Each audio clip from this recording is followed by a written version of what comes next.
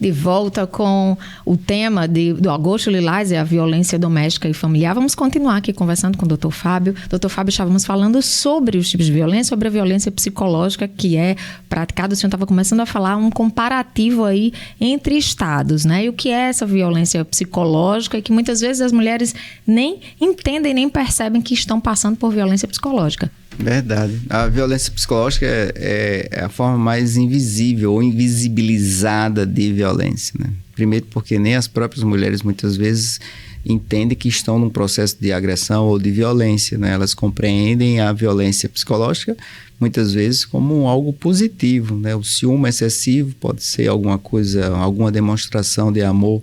Mas a violência psicológica é a violência da posse, do controle, do domínio. É a violência essencialmente machista, porque é a afirmação do homem sobre a mulher. E uma violência também sexista, porque ela inclui a mulher como um sujeito inferior, sujeitado ao homem, né?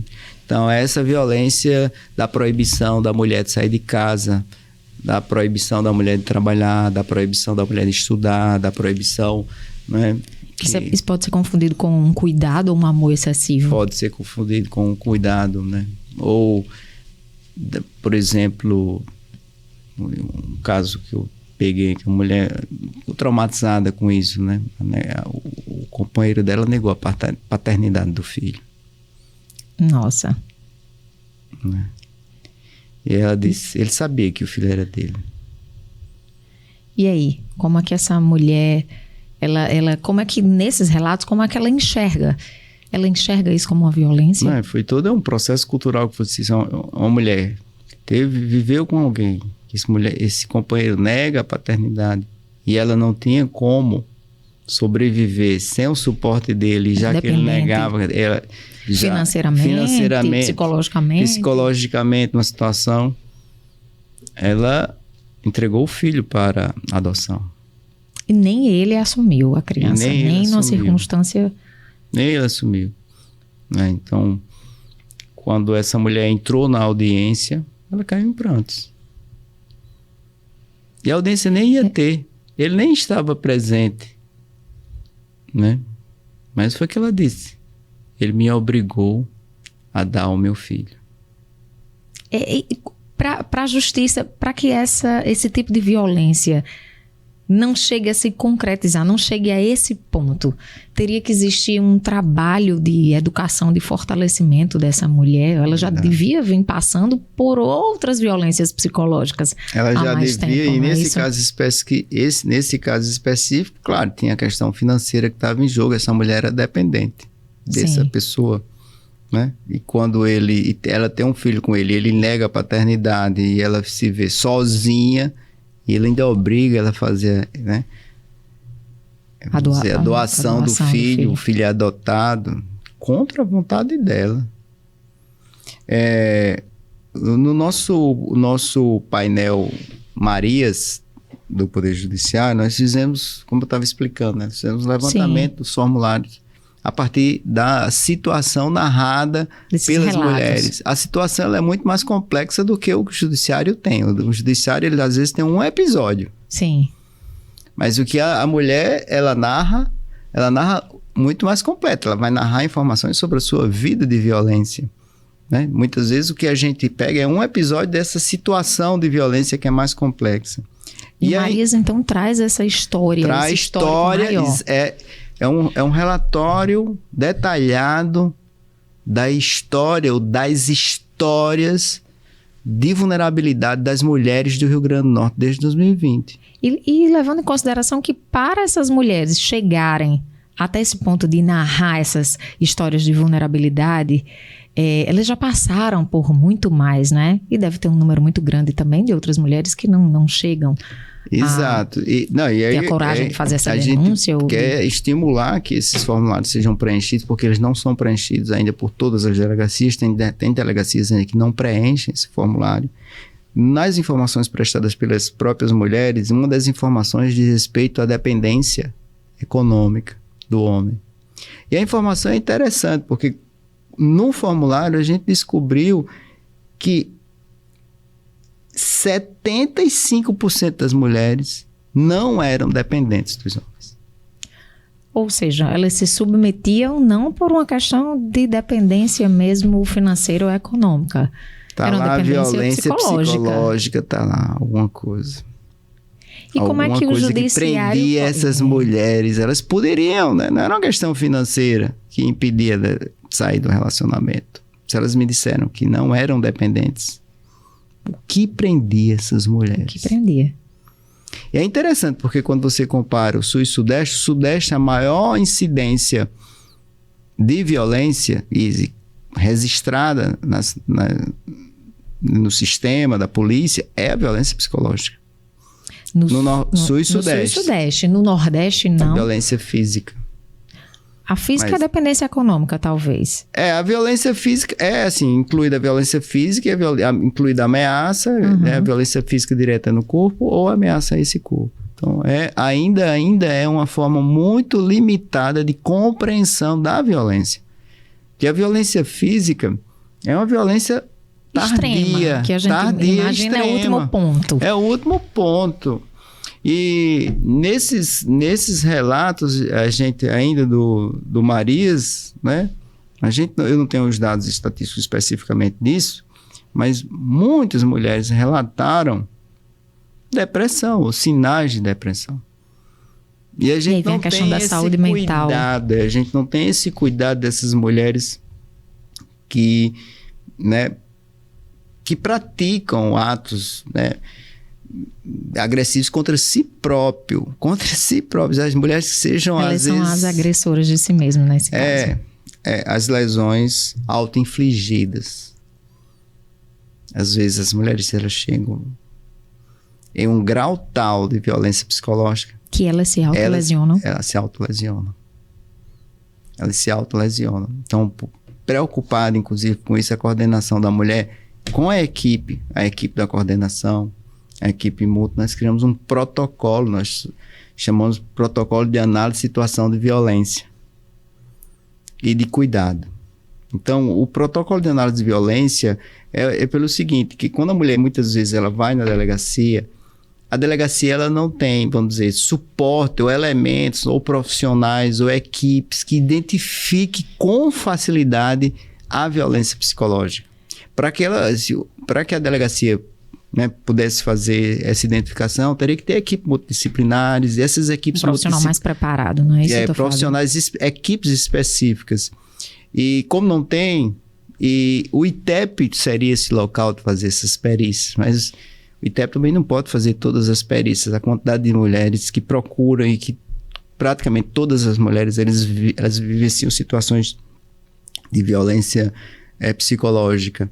Então, a nossa equipe, a coordenação lá na Zona Norte, elaborou um protocolo com a própria delegacia, para que a delegacia, em alguns casos, começasse a encaminhar esses casos para que a gente fizesse essa análise da violência e produzisse um documento, um relato, e devolvesse à delegacia, com uma escuta mais atenta, uma escuta técnica e, de alguma forma, em algumas situações, a gente já encaminhar aquela mulher para equipes multiprofissionais de justiça restaurativa, para tentar compreender, ouvir mais essa mulher, o que ela tem a dizer, e a gente consiga captar quais são as suas necessidades. Seria quase uma medida preventiva aí para que não chegasse, né? Já na porta de entrada, a gente começar a olhar essa mulher sob o ponto de vista de sua saúde mental, né? Da sua saúde mental. Porque não é só uma burocracia. É uma mulher chegar em uma delegacia, narra uma situação, a delegada faz uma medida protetiva, né? E aí foi feita a medida protetiva e está resolvido o caso. Não é algo objetivo. Até essa mulher chegar até esse ponto, ela já está, né, em uma situação de vulnerabilidade muito grande, porque existe todo um constrangimento, todo um tabu também, para que ela tenha a coragem de chegar ali e assumir que está assumir de forma pública, né? Não deixa de ser pública, porque você está diante de uma organização, de uma delegacia, de profissionais, para assumir que você está em uma situação de vulnerabilidade. Exato, eu acho que esse é um ponto central, viu, Patrícia? Você dizer essa coragem da mulher. Nem todas têm essa coragem de ir até a delegacia. E é uma preocupação, inclusive, da nossa... se os números do 190 estão aumentando, se os números de medidas protetivas no país inteiro estão aumentando, isso não significa dizer que a gente ainda tenha demanda reprimida de medidas protetivas. Porque nem todas, nem compreendem que estão em processo, muitas vezes, de violência psicológica, ou em ciclo de violência, ou, muitas vezes, né, possuem um temor, por motivos diversos, de ir a uma delegacia e dar início em um processo que pode levar à prisão dos pais dos seus filhos, por exemplo.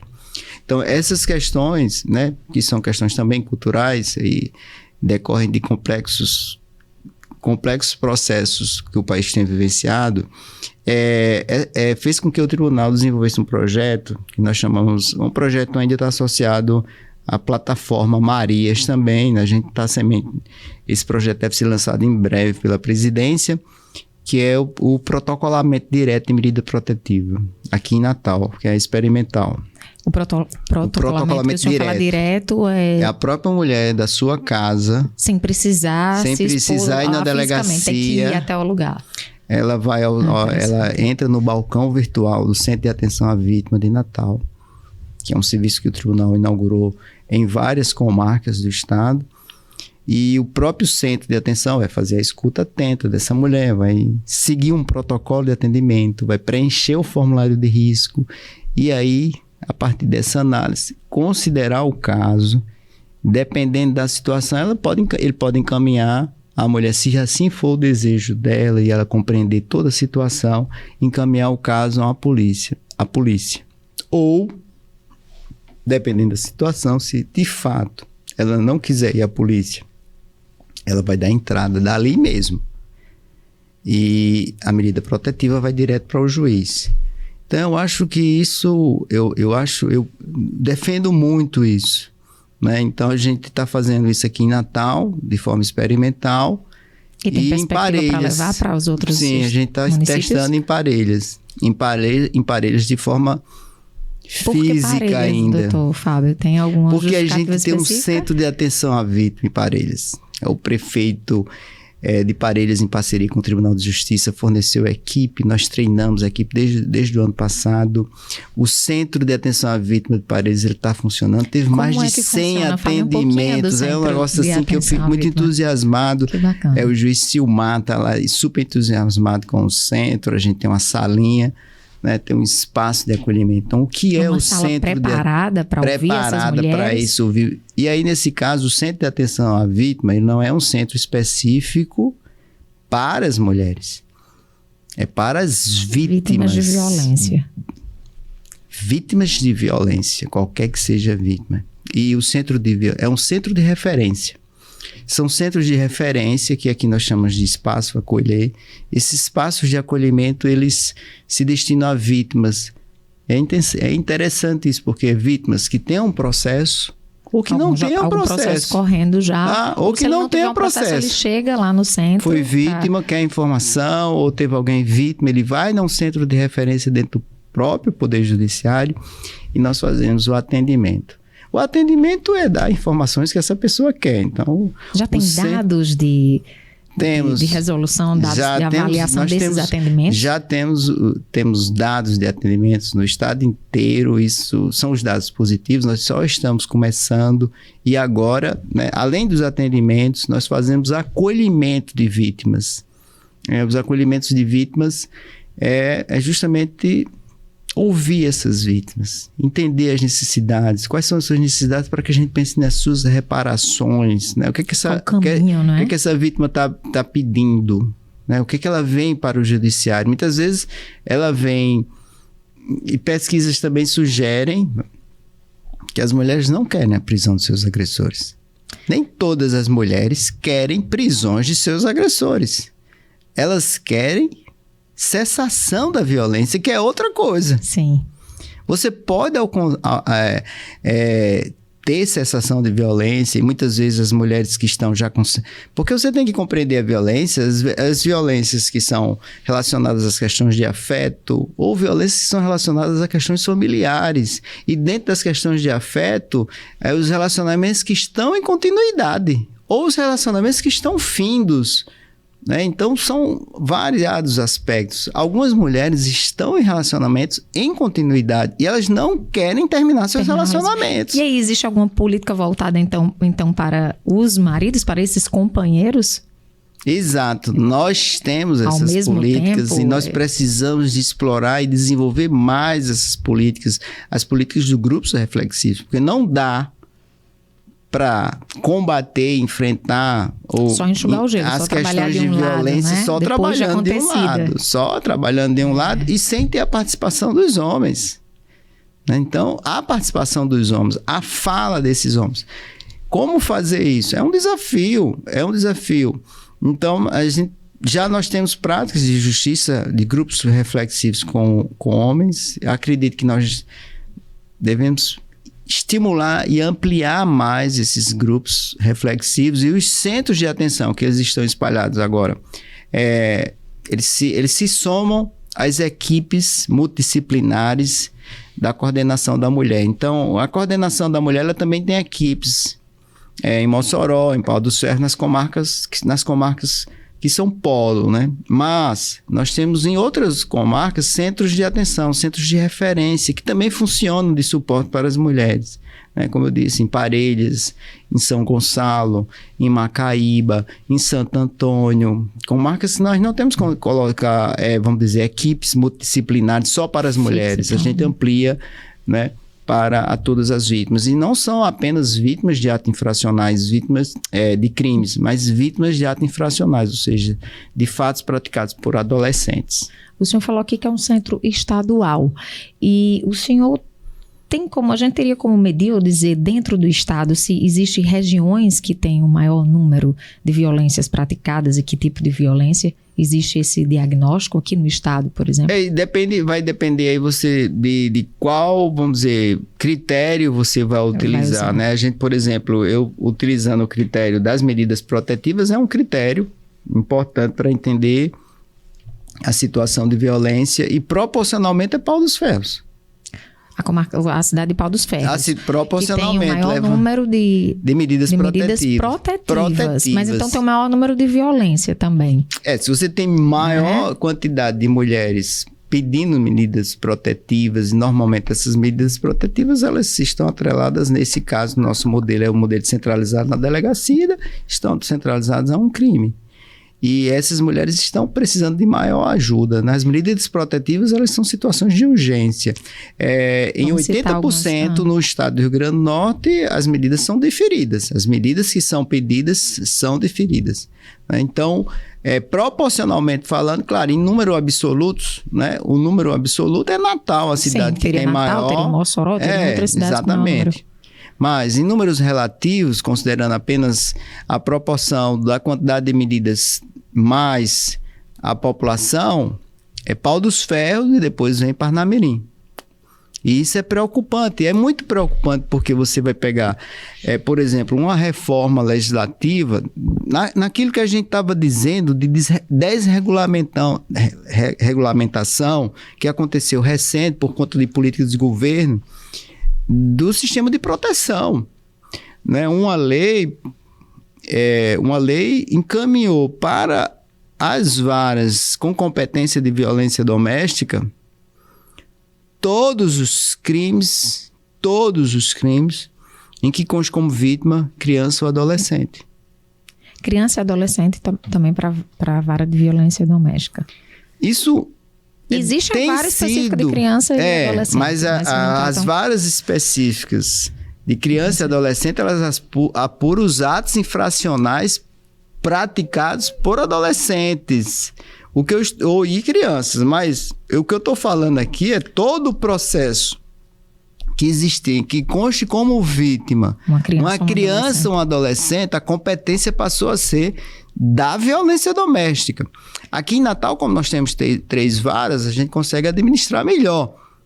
Mas em Parnamirim eu já tenho proporcionalmente a segunda cidade que, considerando o indicador das medidas protetivas, a segunda cidade que tem mais violência doméstica, que tem mais medidas protetivas. Em Parnamirim.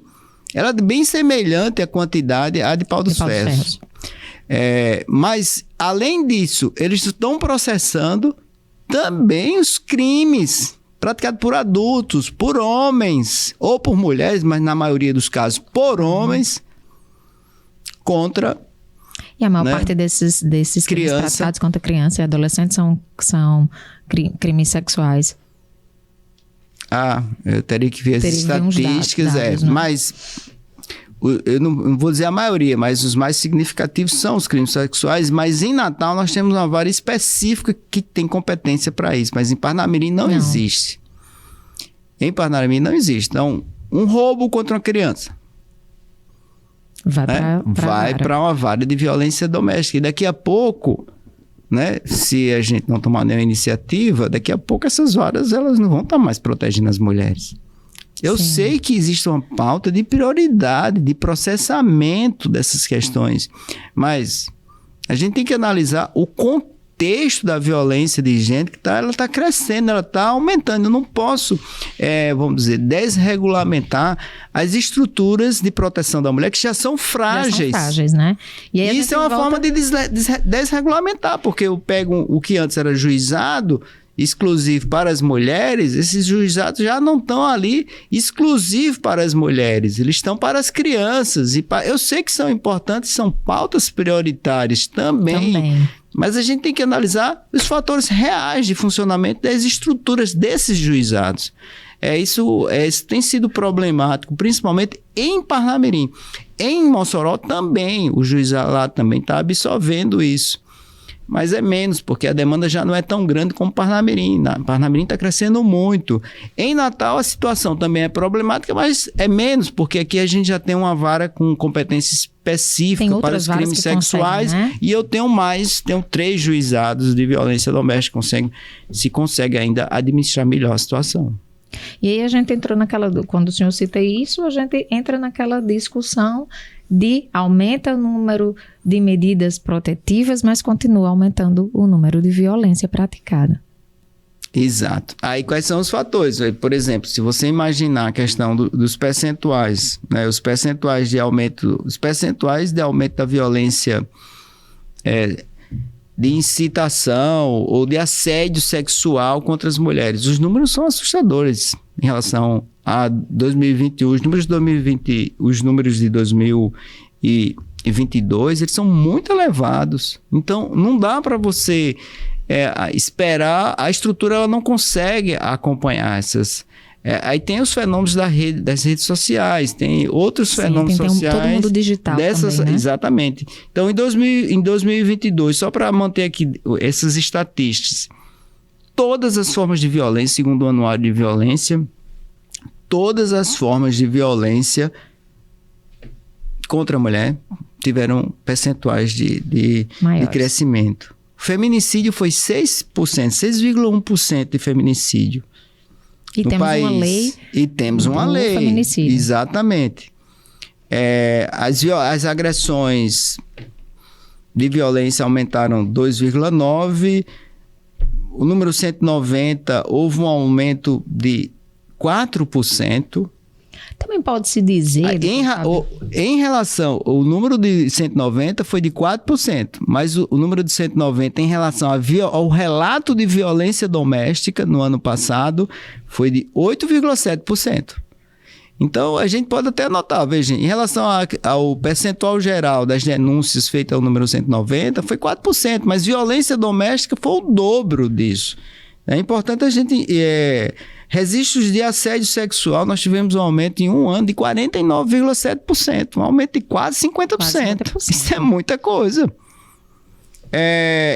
Importunação sexual, idem, um aumento foi de 37% de registros, então, isso no país inteiro, né? Cada vez mais se denuncia, tem tido um aumento de denúncia também, né? Aquele efeito manada, você escutou notícia, você vê alguém denunciar e toma a coragem até de fazer essa denúncia também. As denúncias têm crescido, as leis existem, as medidas protetivas também, são efetivas. Essa questão é muito além da punição, muito além só da atuação do judiciário.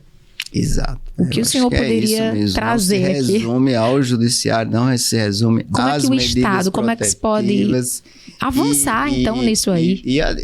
Vou até ser ousado também. Não se resume a mais delegacias de mulheres. Nós precisamos de delegacias de mulheres, mas a questão não é ter em cada cidade uma delegacia das mulheres.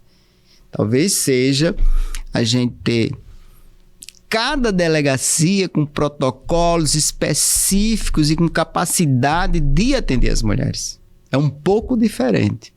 O Rio Grande do Norte ele foi pioneiro novamente no país em criação de delegacias especializadas, né, em 1985 foi criada a primeira delegacia em São Paulo. Nesse mesmo ano, Pernambuco criou a sua e surgiu um movimento feminista aqui no Rio Grande do Norte, um movimento feminista que pressionou o Estado a também criar uma delegacia da mulher, e nós somos a terceira do país. Né? Nós ficamos ultimamente, durante vários anos, né, aquilo que eu estava falando, as políticas de governo, houve uma política de governo de retrocesso das políticas. Nós ficamos vários anos sem criar uma delegacia. E criamos mais, eu acho que o número total já criamos 7 delegacias agora mais recentemente. Isso é importante, criar delegacias, mas também não podemos entender que vamos ter apenas delegacias especializadas das mulheres, porque também existe um limite de criação dessas delegacias de mulheres. E talvez, e aí eu vou dizer para vocês, talvez a questão não seja a mulher só ter atendimento adequado nas delegacias especializadas. Sim. Mas que toda delegacia fosse delegacia da mulher, sem precisar também dizer que é delegacia da mulher. Exatamente. Já ter essa atribuição. É a mesma questão. Tudo bem, em algumas regiões a gente merece ter delegacias das mulheres. Nós merecemos ter delegacias das mulheres em Caicó, em Pau dos Ferros, em Mossoró. Essas regiões, polos. Mas em Upanema nunca vai ter uma delegacia da mulher. Talvez a gente nunca vá ter uma delegacia da mulher numa pequena cidade do interior do estado. E às vezes essa mulher se deslocar para uma delegacia próxima, em outro município, não vai acontecer. Mas exatamente, ela não vai se deslocar para uma delegacia. Mas deveria ter um atendimento Mas deveria ter um atendimento especializado. O que é importante, é importante ter os atendimentos especializados, é importante em algumas situações, dada a complexidade. Né? Por exemplo, o governo do estado, o governo passado, implantou o projeto de Casas de Cidadania, um projeto muito interessante, e começou por Mossoró, uma Casa de Cidadania de tipo base, foi iniciada a construção em Mossoró. Era interessante, porque a Casa de Cidadania não estava nem prevista para Natal. O que são as Casas de Cidadania? São justamente concentrar todos os equipamentos, ou a maioria dos equipamentos. E existem vários níveis de casas de cidadania, mas as casas de cidadanias mais complexas concentrar todos os equipamentos de proteção em um único lugar, para que a mulher não fique rodando quando precise de proteção. Nós tínhamos a de Mossoró e agora, atualmente, o governo mudou a política. Então, no Natal, ela vai ter sua casa de cidadania, a casa de cidadania da mulher mais completa. Mossoró também vai fazer um modelo, são basicamente 2 modelos, um modelo para as capitais e outro modelo para o interior, e esperamos que justamente esse equipamento venha para o estado do Rio Grande do Norte, começando também lá, dando continuidade à obra que já existe em Mossoró, e que a de Natal seja feita. Casa de Cidadania concentrando os equipamentos, os serviços de proteção à mulher. Mas é isso que eu estou dizendo. Não queremos também dizer que todas as cidades tenham que ter uma casa de cidadania para a gente proteger, porque em outros lugares a gente não vai ter casas, mas a gente precisa que o Poder Judiciário tenha equipes específicas, o Ministério Público, a Defensoria, tenha equipes específicas para atender essa mulher. Ou que seja de forma presencial, ou que seja de forma remota, como o Poder Judiciário está se esforçando para fazer. A gente está tentando interiorizar o serviço de proteção à mulher. Como eu já mencionei, em Parelhas, as nossas equipes vão poder demandar diretamente no juiz de Parelhas as medidas protetivas, as equipes do Centro de Especialização da Mulher. Doutor Fábio, estamos chegando aqui ao final do nosso videocast, mas eu queria que o senhor deixasse aí uma mensagem, qual é a mensagem final sobre esse assunto tão importante, né? Tão vasto aqui, tão amplo, e que a gente falou aqui sobre leis, sobre políticas públicas, sobre a atuação do judiciário, né? Sobre os tabus, sobre as questões culturais que envolvem essa temática da violência doméstica. E aí eu passo o microfone aí para que o senhor faça a sua mensagem final sobre esse tema.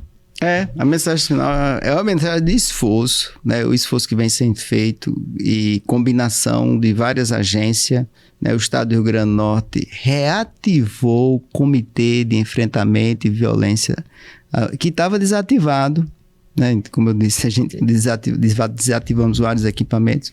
O governo do Estado reativou esse equipamento, o Judiciário está participando, vários outros serviços estão sendo, vamos dizer, criados, instituídos. Há uma esperança de que a gente consiga, né, vamos dizer, desenvolver políticas educacionais, né? Isso já é feito, a coordenação da mulher também já tem projetos específicos na escola, mas é importante que esses projetos sejam estimulados em várias áreas, que as próprias escolas também comecem a trabalhar essa ideia. O que nós precisamos, eu acho que, é de um conceito de família democrática, né? Isso é o desafiador, né? A construção de famílias democráticas. De forma resumida, o que são famílias democráticas? São famílias sem violência doméstica. Olha aí, perfeito, perfeito. Isso pode ser um tema para mais um videocast nosso, viu? Exato. Eu agradeço em nome da direção da Escola da Magistratura a sua presença aqui, os importantes esclarecimentos. Afinal, esse videocast de hoje, com um tema tão importante sobre a violência doméstica e familiar, trazendo a questão do Agosto Lilás, tem como principal ideia fomentar a discussão, a informação sobre todas as formas de violência, né? É com informação, é com campanhas elucidativas que a gente consegue conscientizar as pessoas aí. Então, agradeço a vocês também que participaram aqui conosco, acompanhando o nosso videocast, e até o nosso próximo episódio.